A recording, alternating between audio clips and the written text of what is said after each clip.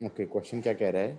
3 particles ABC of equal mass move with equal speed along the medians of an equilateral triangle. कि भाई ये equilateral triangle है, तो light colour लेते हैं।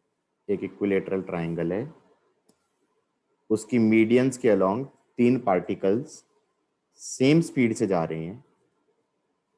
जैसे हमारा ये वाला पार्टिकल ऐसे जा रहा है v से, ये वाला पार्टिकल इधर जा रहा है v से, और ये वाला इधर जा रहा है v से। ये इस वाली लाइन के अलॉन्ग जा रहा है, यही तो बोला है। 3 particles of equal mass move with equal speed along the medians of equilateral triangle. They collide at the centroid of the triangle. हम ये कह सकते हैं कि initial momentum of the system is zero.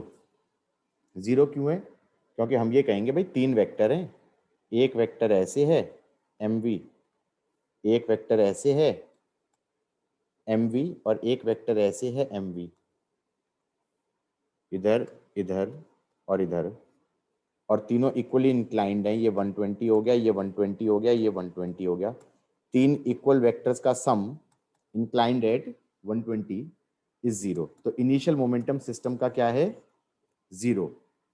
जब ये कोलाइड करेंगे तो इंपल्सेस इंटरनल हो जाएंगी।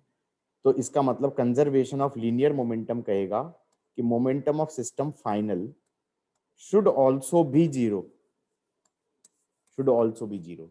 इनिशियल मोमेंटम जीरो है इस सिस्टम का, तो फाइनल मोमेंटम भी सिस्टम का जीरो ही होना चाहिए। आई थिंक क्वेश्चन इसके बाद हो चुका है, क्योंकि अब क्या कहा है? अब कहा गया है the velocity after collision A comes to rest. ये ए वाला था, ये तो टकराने के बाद रेस्ट पे आ गया। ए तो टकराने के बाद रेस्ट पे आ गया, ये तो रेस्ट पे आ गया। B retraces its path with speed v। ये v से रिट्रेस कर रहा है अपने पाथ को, फाइनल मोमेंटम जीरो करना है।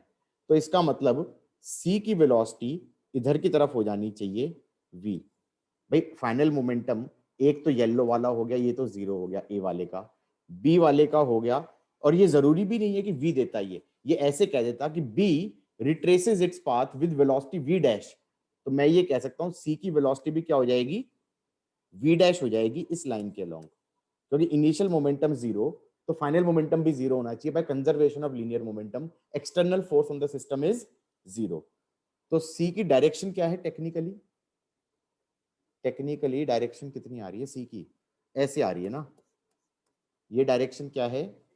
ये वेक्टर लिखा होगा पक्का, ये ओ ए वेक्टर, मतलब ओ से ए का वेक्टर, ओ से ए का वेक्टर, ये वाला वेक्टर ओ ए वेक्टर, ये ओ से ए का vector, O B vector, O से बी का वेक्टर। तो C is not along O B, it is actually along B O, B से ओ की तरफ।